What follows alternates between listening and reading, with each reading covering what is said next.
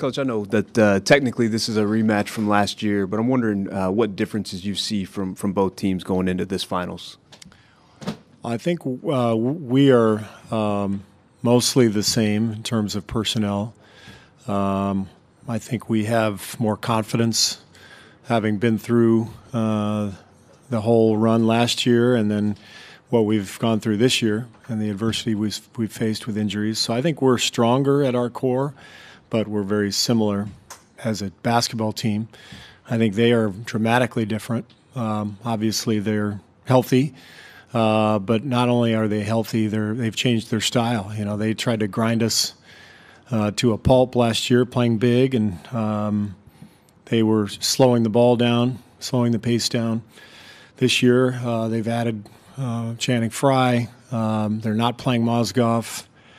They've got shooting all over the place, and they're playing a much faster pace. So it's really a much different team than we're seeing. Diamond on the right. Diamond Leung, Barry News Group. Steve, Bob was saying that you called him before making the decision on Andre and Harrison, just kind of to talk things through. I was curious, how difficult of a call was that to make for your staff? What are the advantages of starting Andre, and just between us, what are you going to do? I like the first part of the question. I'll answer that. I won't tell you what I'm going to do, but the thinking is, you know, do we really want to change anything? We've gone 2 years with Harrison starting, and it's been a pretty good 2 years. So do you go away from something that you've been successful with? On the flip side, it's the playoffs. You can make adjustments like we did last year against Cleveland, putting Andre in the lineup, and sometimes those adjustments are good. So that's kind of what you're weighing is, the positives and the negatives going in when you're talking about an adjustment into the lineup, and you weigh it and you make your decision and you hope for the best. Mark, here in the front. Mark Spears, ESPN's Undefeated. Coach, can you talk about just Steph, how he seems to be motivated anytime there's been a slight or a dig that he's faced this season? Have you noticed that? Or? Yes. Steph is extremely competitive in a very humble way. He doesn't have to say anything. He does his talking through his play, basically. But he definitely is motivated by things that people say about him or things that he reads or anything like that. The guy is as gifted and skilled as he is. I think one of his greatest attributes is his competitive fire. And a lot of people don't know that because of his demeanor, but he's an incredible competitor. So do you think his background, the school he went to, kind of brings him back to that, is kind of where he gets that drive from? You mean the fact that he wasn't recruited by the big schools? Yeah, I'm sure that was part of it.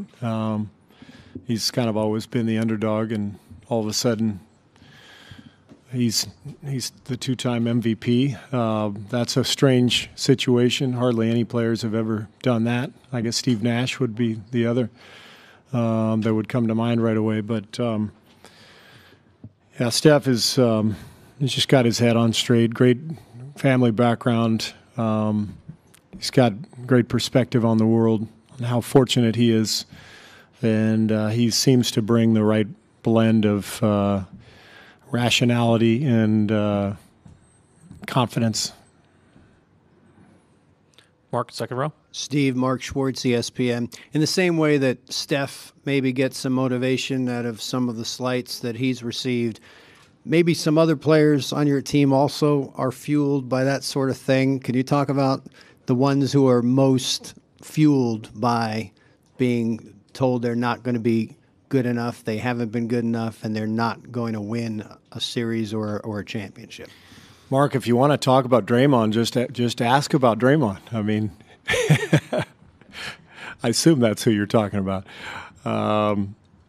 Yeah, every player is different. You know, every player needs to motivate himself however he needs. So Draymond finds any little slight to get himself going, and that's great.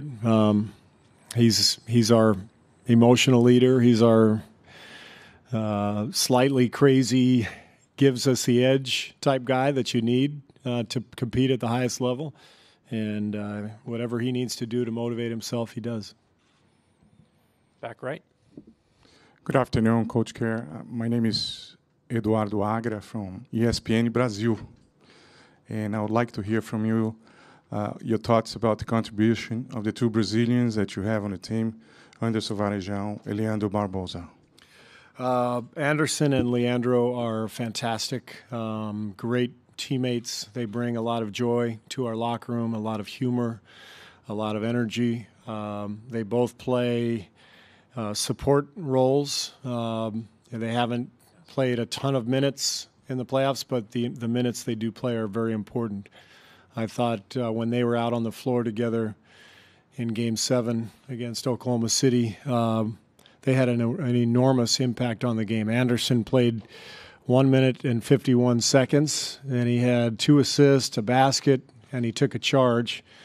And his hair was flying everywhere, and he was howling these emotional shrieks and yells that was, that were getting the crowd going and his teammates going. And I thought the game changed when he went out there. LB's been the same way for us, last year and this year. Instant energy, and they are both loved by their teammates. Right here in the front. Janie McCauley from AP. What is this like for you the second time around as a coach and everything that you went through this year to get back to this point? And do you reflect on anything that you learned last year in the finals that you can take? Yeah, my before last year, the previous time that I'd been in the finals was as a player in 2003. So 12 years passed before I made it back, and the difference in the media setup, the amount of media, the requirements, media being allowed in practice, having to practice in the arena, totally disrupting the kind of the daily schedule that you're normally on throughout the regular season. It's all very different. And so last year, I think it was a little bit of a shock to our guys' system to have to change our routine. This year, we've been through it. We're used to it. I don't think it'll bother us. Fourth row on the right. Coach Lisa Su from Tencent. First question, did you see any different or mentality improvement from Draymond Green since the Game 3 to Game 7? Just improvement in his play? Or I mean the mentality part. Oh, his mentality? The instant, from the Game 3 to the Game 7, he really, step up. Did you see any different from him? Yeah, I thought Draymond did a much better job of not complaining to the referees. After Game 3, he was sort of on probation, and so he when he had bad calls, he may have discussed those calls with the referees, but he did it in a better way, and he didn't get himself in any trouble. And he knows he's got to be somewhat careful because of the technical foul rule and the flagrant stuff as well. And then second question, you were saying the two teams definitely going to play faster than last year. So what do you expect from the big guys of your team? Well, we have to be ready to cover a lot of the floor. They have 3-point shooting bigs with Fry and Love, so we can't lose sight of them.